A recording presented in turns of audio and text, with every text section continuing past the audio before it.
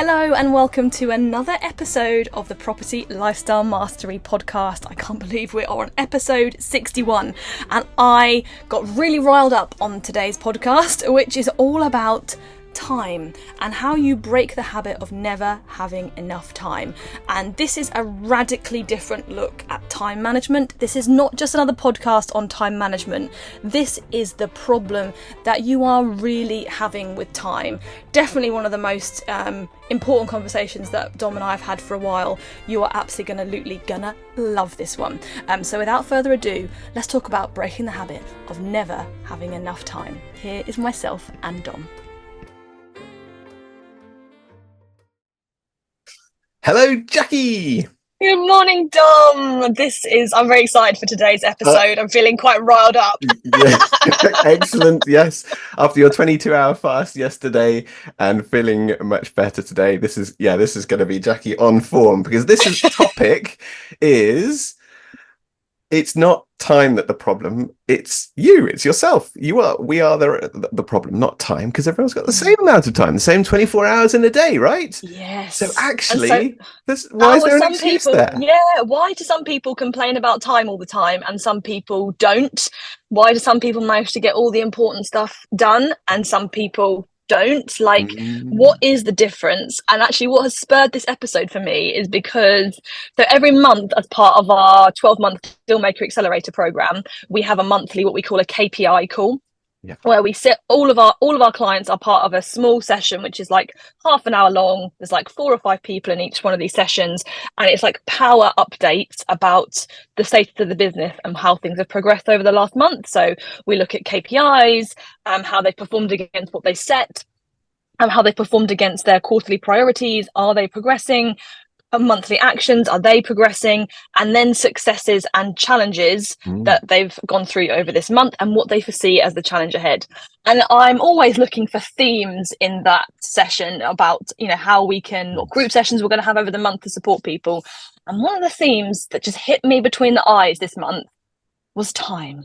And it's been something that I have been kind of mulling on for a while, but it suddenly came into just like complete clarity for me. Everyone who was complaining about time, not having enough time is not the fucking problem. Like that, and when you question underneath what's going on underneath time, there's a whole host of other stuff. Yes. I'm actually at the point, Dom, we haven't officially rolled it out yet, but I'm like 90% of the way there, that I'm no longer going to accept time as an excuse for why someone hasn't done things. Tell me what the actual problem is that's underneath. Maybe we can circle back around to this at the end. Like what I want to hear instead of time being the problem, let's make that maybe one of my closing argument on today's session. What is really the problem? And I think when you keep blaming time, you are basically opting yourself out of really addressing what's actually going on, which is then sabotaging you really attacking what the true challenge actually is. Right. Yeah, exactly. By blaming time, you're blaming something outside of yourself. So you're not really taking responsibility for yourself and your actions. People blame time, but actually it's more about priorities. I mean, sometimes we're working with people and they're still in a job, and they're working whatever it is, 9 to 5, 9 to 6. And they have less availability or less priority around what they're doing. But it's funny because we both know loads of people in property, but the people, so for example, doctors in particular, they work incredibly long hours. They're extremely focused. They have to be really productive in the hours that they do have available to them. And actually, you get them doing property, they get way more done and working 70, 100-hour weeks than someone who's on a 9 to 5 with 35 hours a week. And yet, they're not complaining about it. They're just getting on with it. And so is there a skill set, or what is it that enables people to get good and not blame time? Yeah. Well, I guess my mind goes to like, how do we experience time? Let's go really big on this first of all, right? Because this has started to blow my mind when I first started to read about this back in, I think I was in the Maldives in 2021 and reading I'm pretty sure it was The Big Leap by Gay Hendricks. Yep. and he talks about Einstein time. Yes. And he started to talk about this idea that we are the creators of time. And that, to me, at that point, I was like, what are you on about? No, time is this fixed thing externally. Time is just time is happening to me.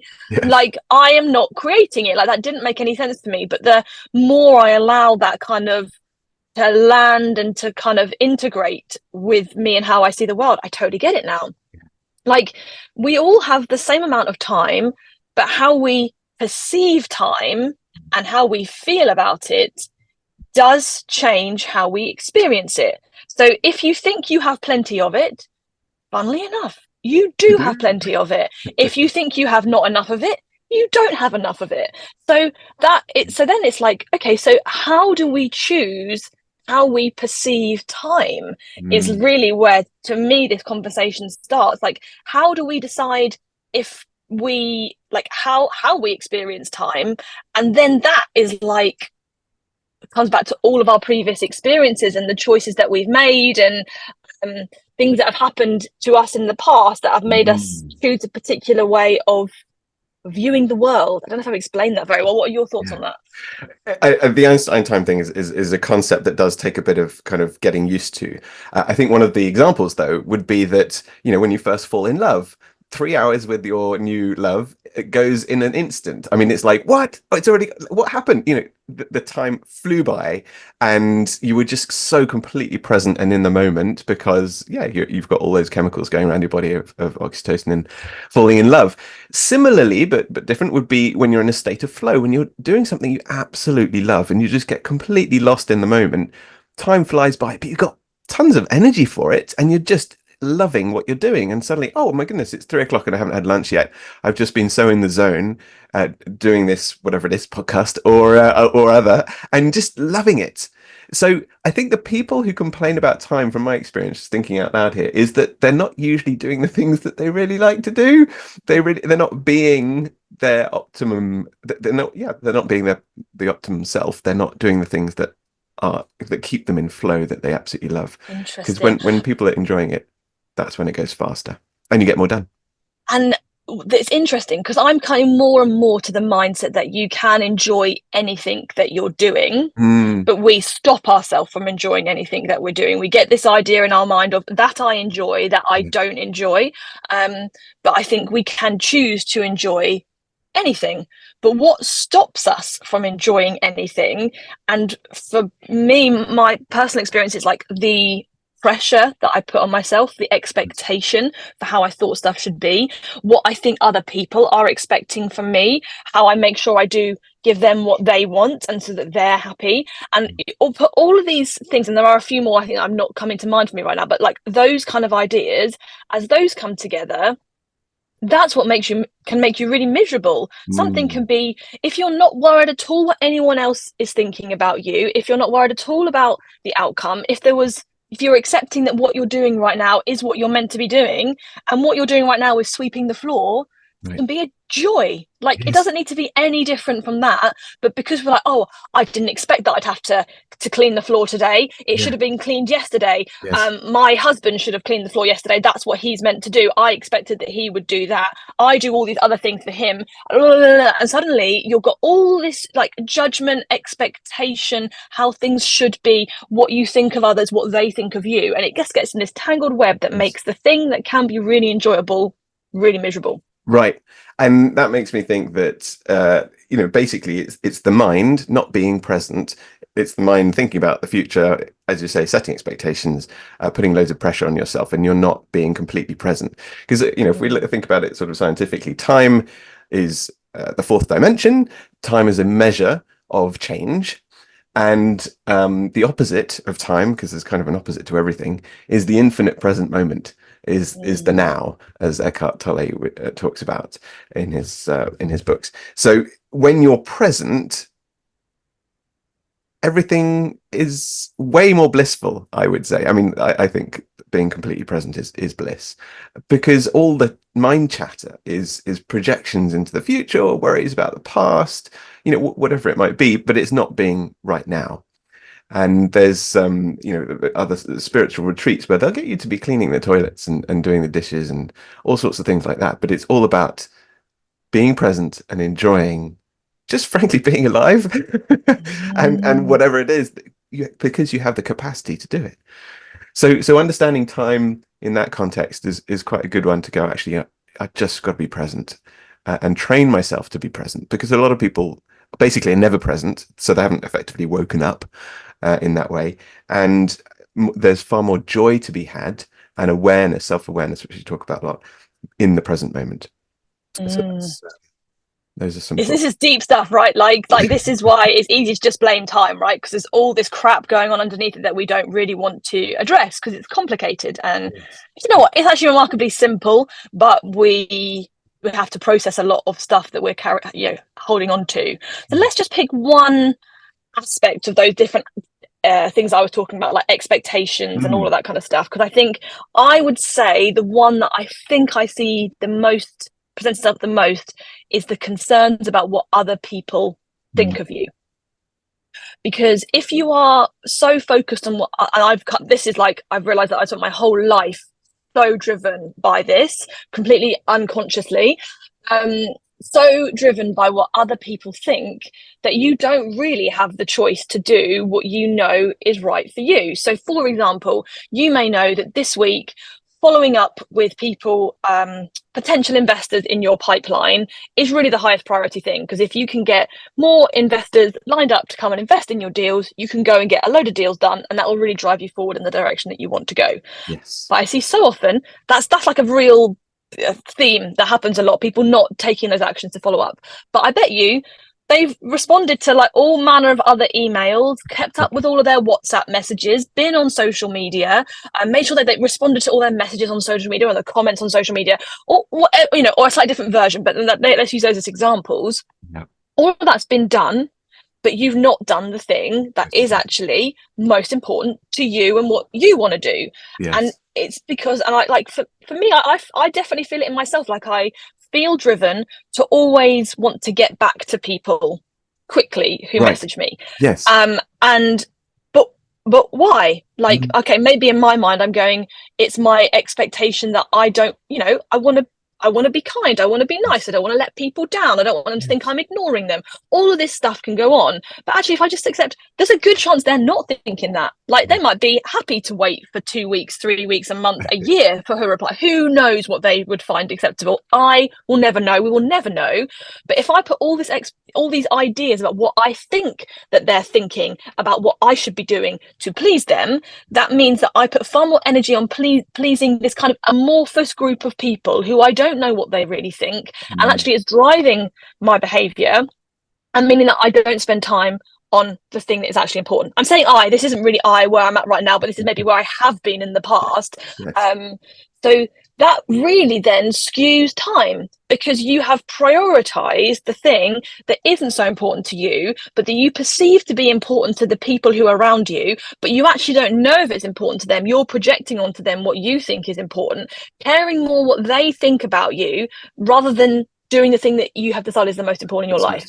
Yeah, absolutely. Yeah, so I guess it comes back to that sort of internal dialogue and subconscious fears that are sort of holding us back, that maybe I'm not worthy to do this and succeed at it, so I'll subconsciously hold myself back and not take the most important actions that are actually going to get me the results.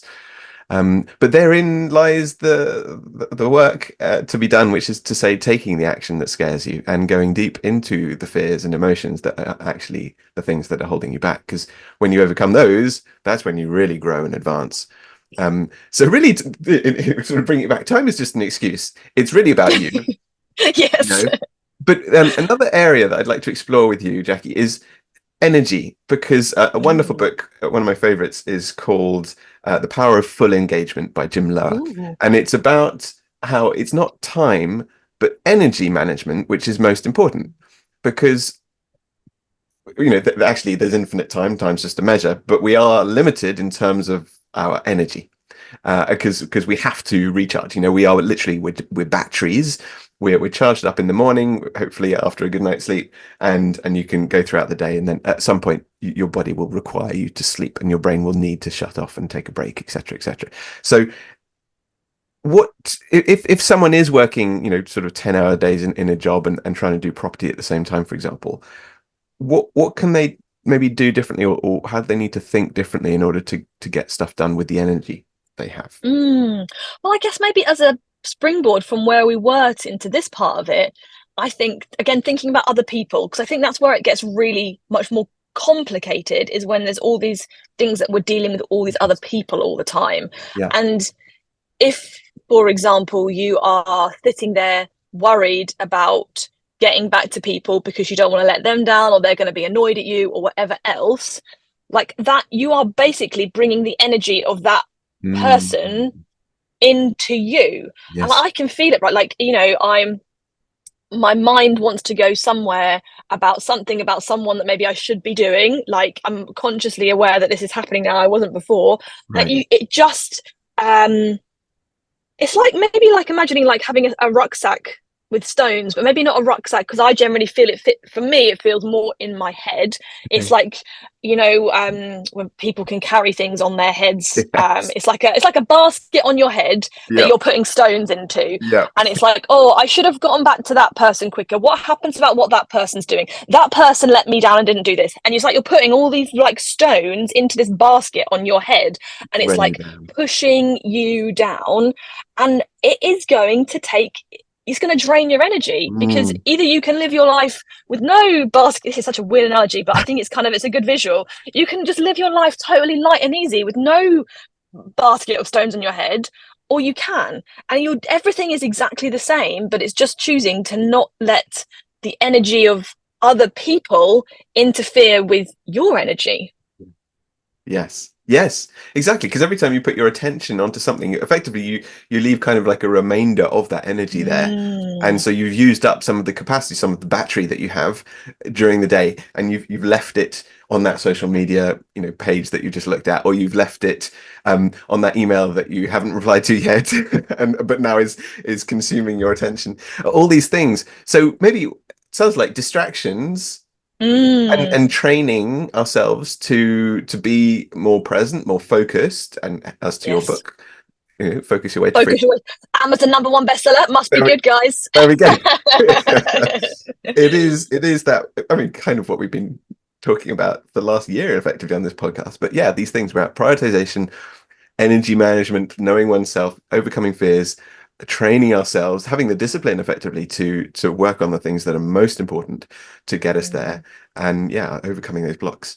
So time is just a top level. It's just hiding from a load of crap, isn't it? So like, I don't know, what's your version of it, Dom? Like, would you say that you ever blame time these days, say that you don't have enough time? Is that something that you say? And if so, what's really going on? I don't think you'd have to be on the other side of me, because I can't see the wood from the trees because I am me. But I don't think I blame time. What sprung to mind was the number of people that you meet up with and you haven't seen them for a long time. It's like, oh, how are you doing? So, oh, I'm really busy, really busy. It's like, isn't everyone busy? I mean, come on. Yeah. So sometimes I have too many things to do in the hours, without saying time, in the hours that I've got during the day, and I haven't always completed them. But one thing, I don't know if it's a blessing or not, but I just don't beat myself up about it. I've always got loads of stuff to do on the to-do list. There's always too much to do on the to-do list, but I just don't beat myself up anymore. I used to, just like you. I always used to, oh, I've got to get back to this person really quickly. I'd be getting back to people on a Sunday if they message me. Whereas now it's just like, no. And it's really interesting, because even thinking back during this conversation, in my last few employment, when I was at corporate and various other things, absolutely hated other people having a hold on my time, on my freedom, effectively. And so effectively all the jobs I've had has been, or autonomy is absolutely key, to be able to do what I want to do when I want to do it, when I have the energy to do it. Sometimes, like last night, I was doing something at 9:30 at night just because I felt like it, and I didn't have much else to do at that time. I was kind of just beginning to relax. I just thought, oh, I'll just quickly do this, and that's lovely to have that freedom to do things when you want. But yeah, I'd say I don't think I blame time, but then I'm also quite deliberate that I deliberately take time out during the day. Like yesterday, I went for a run for 6 kilometers, and I'll do that 3 or 4 times a week.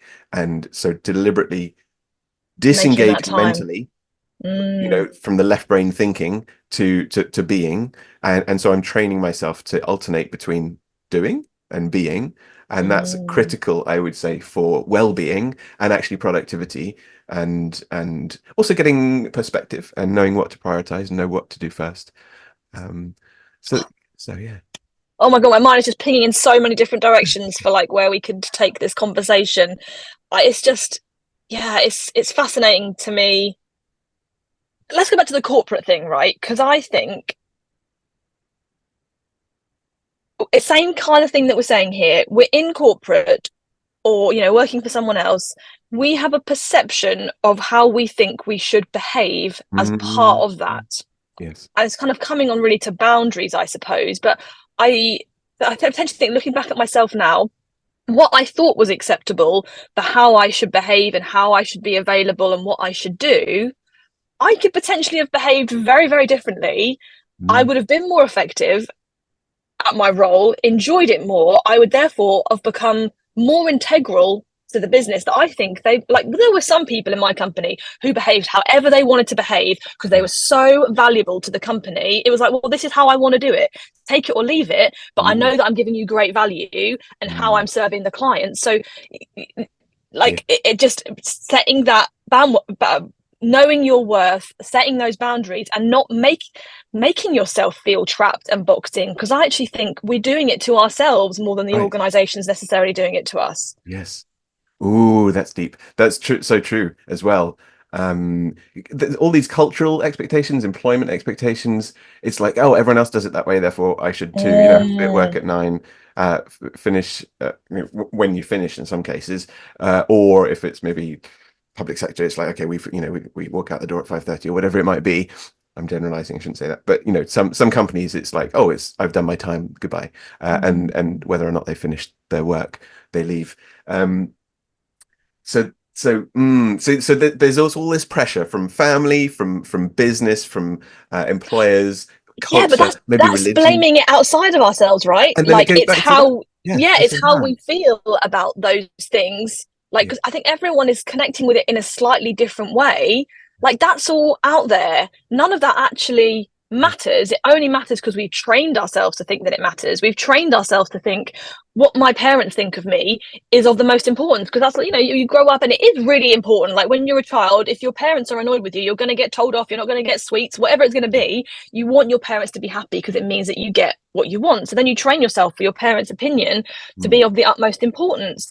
But yes, is it? No, you cannot please them. Like, if you're focusing on pleasing them, like, what are you denying as part of yourself?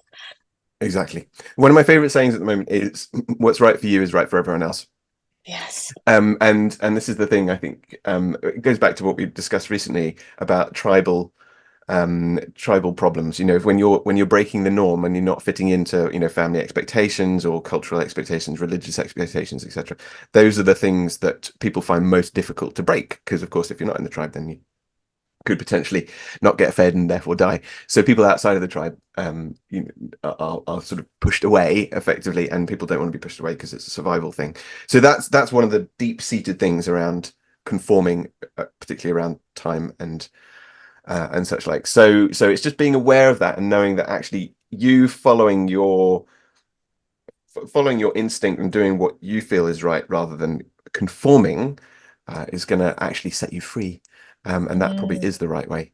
So not justifying it with your mind, but justifying it, yeah, with With your what heart. feels right. Yeah, and what Yeah, feels and right. I agree with you. I'm coming to that same realization too. And I also think that if you're a people pleaser, which I've definitely been in the past, there's still Mm, remnants of that within me for sure, but it's so much less than it was before. yes. When you're people pleasing, you're trying to do what you think the other person wants and what is going to make them happy. And for me, the subtext of that has been, because if they are happy, then I am allowed to be happy. If they're not happy, I don't deserve to be happy, which is a load of crap. Like, you have no control over anyone else's happiness except your own.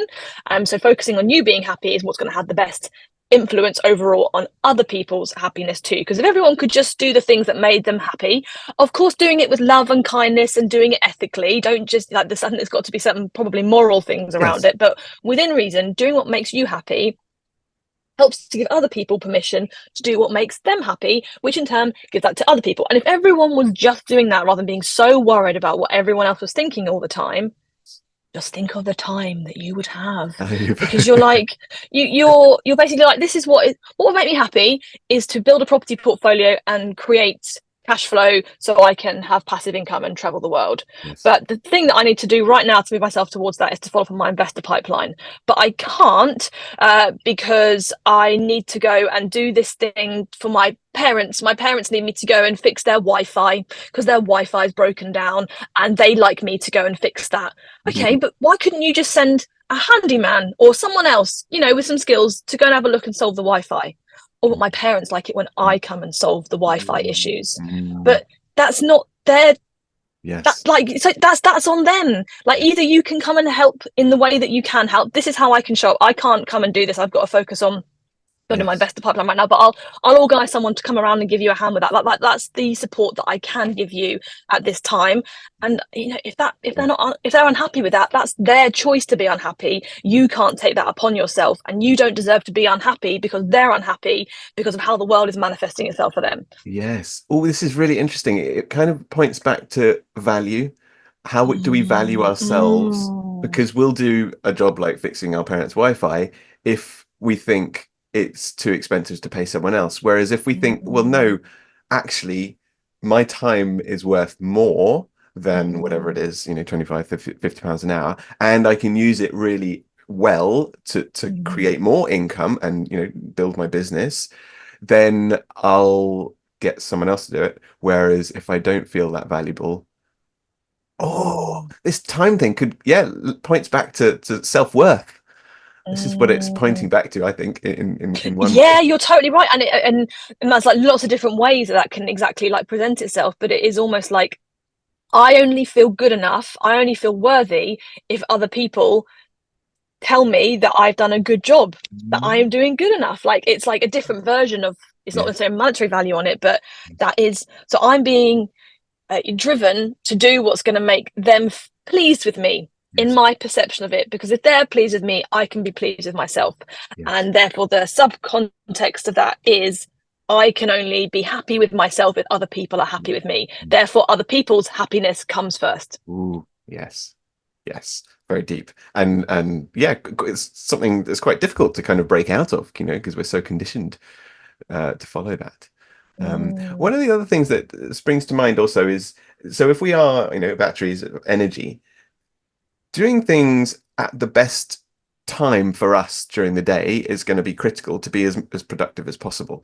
So I always like to tell people, if you're going to get into property or you want to do better in property, do it first thing in the morning when you've got the most energy and most clarity, which is probably 80% of people. It's only about 20% who are sort of night owls and can do things in the evenings. But most people, and that need to do it first thing in the morning when they've got that clarity and they can be really productive. And if you study high performers, it's always, you know, doing things first thing in the morning and getting lots done then, because you're most focused. Also, there's less distractions usually because other people are working too, or if you even possibly wake up early, depending on. And you've had a good sleep the night before because you haven't stayed up late doing something else. There we go, exactly, and you haven't stayed up late. And also, you know, so Leonardo da Vinci, Michelangelo, and various other people are famous for working 4 or 5 hours in the day and then not working anymore, and you know, going for long walks or just sort of dozing, enjoying life, but actually not using their you know, their left brain to think, because we're knowledge workers mostly in this country, so we're using our brains a lot, and actually it needs a lot of rest as well to be optimized. So timing of when you do things during the day is critical as well, and a lot of people waste their mornings, and they do it on social media. And why do they waste their mornings? Why do they do that? Probably lack of clarity. I don't know. What do you think? Maybe it comes back to the same thing we've already been talking about. Just like, I got to do what other people want me to do first of all. Yes. Like, I don't deserve to do what I want to do until I've done what other people want me to do for them first. Yeah. Yes. And often there's family commitments. You got, like, I just had to take the kids to school today. So there's little things. But even on that, I could have made a phone call on the way back. I decided not to. But there's little things that we can do to be a little bit more productive around the time that we do have that is dedicated to, I don't know, family or kids or something like that. Yeah, and also knowing that, actually, I would say, I'm going off on a tangent here, but it takes a community to bring up a child. So have lots of people around you to support, and not just having to do everything yourself. I think that's critical. So many people only have themselves to look after the kids, and that, as a result, they're limiting themselves. I would say make some good friends who've also got kids similar age, and exchange so that you've got more time to recuperate and get work done if that's your requirement. Yeah, absolutely. Yeah, it's such a fascinating discussion. The time is going to be the theme for our retreat that we're running with our DMA clients in September, because of this, right? Like, not time management, like not the practical stuff, but all the stuff that's underneath the fact that I don't have enough time. Because I think this is why time management is not just getting a good to-do list or getting a good time blocking, because if you can block to your heart's content what you rationally want to do, but emotionally, if you feel that what everyone else needs you to do should come first, you're never going to honor it. Right. Yeah, you'll always be influenced by other people, and yeah, this goes to how we also process information and who we listen to and what we believe of ourselves. And that's why it's about building up our own self-esteem, building a good relationship with ourselves, so that we've got that clarity, so that we know that when we do take action, we're taking action on the highest value tasks first to get the biggest impact in our business. And those are the things that are going to move the needle and get us closer to where we want to go, rather than being distracted and all over the place. So yeah, what were you saying at the beginning that you wanted to conclude on? Yeah, so someone says to me, I've just not had enough time to move my investor pipeline forward this month. Unacceptable statements as part of the Dealmaker Accelerator community. I will not accept this as your reason. Why did you not have enough time? What did you choose to do instead? What did you do this month that you prioritized over that, and why did you prioritize that over it? So maybe let me just try and think of an example. Well, maybe we've given them, like I did reply to all my emails this month. Like, I chose to reply. Yeah, go on. I mean, often this is the case, right? Landlords and other things. I've got a tenant and this was happening and I had to go and see to it.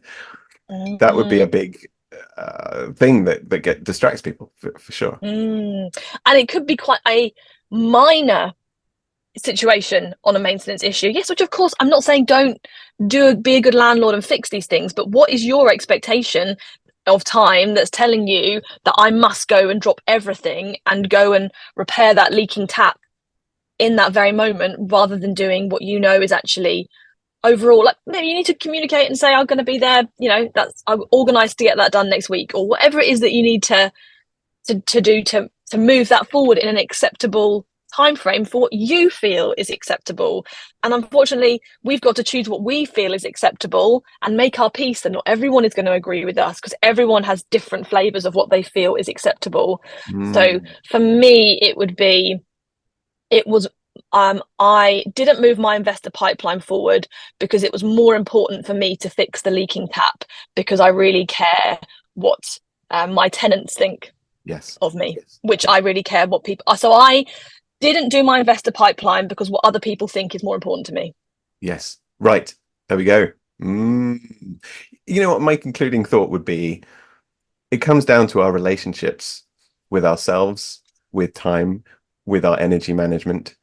So the better we know ourselves, the better we're going to manage all of these areas. That's my thought. It's true. And that's the concept we didn't go down, which was we thinking what other people think of us. And actually, I think that a lot of blame comes here too. Like, I see particularly people who are they're building teams, but they're still a bit dysfunctional within their teams. Yes. They're blaming their teams for the stuff that isn't going wrong. That isn't going right. So they're annoyed at them. They all this angst to do with the fact that this person's not doing what they're meant to be doing. But actually, what's really going on here is it's actually a judgment of myself in the fact that it's not good enough. Maybe this is a subconscious, like perfectionism. Like, I think that it should just be perfect, because if they're not doing it perfectly, then I've not done it perfectly, then I'm not good enough. So that's like, so it's nothing to do with what everyone else is doing. It's everything to do with how you are choosing to relate to yourself. And if you can be kind to yourself and retrain yourself, because you can retrain yourself to do anything. If you're a perfectionist, you can retrain yourself to not be a perfectionist. It just takes consistent work to change those neural pathways. So I'm going to choose to be kind to myself and know that I can't do everything, that there's so much on. I'm not going to do a perfect job for everyone. Some people are going to get annoyed at me sometimes, but I'm just going to show up and do my best. And when we know that we're showing up and doing the best that we can and being kind to ourselves, we then realize that everyone else is actually trying to do the same as well, and potentially not even being kind to themselves about it either. They're all doing their best. And then when you start to see that everyone is actually really trying to do their best, you show up and meet problems with much more kindness and collaboration, and you get a much better overall result. And it's a far more enjoyable problem to solve than it being really angsty and pissed off at everyone else and Yes. It does make me think that actually people love drama.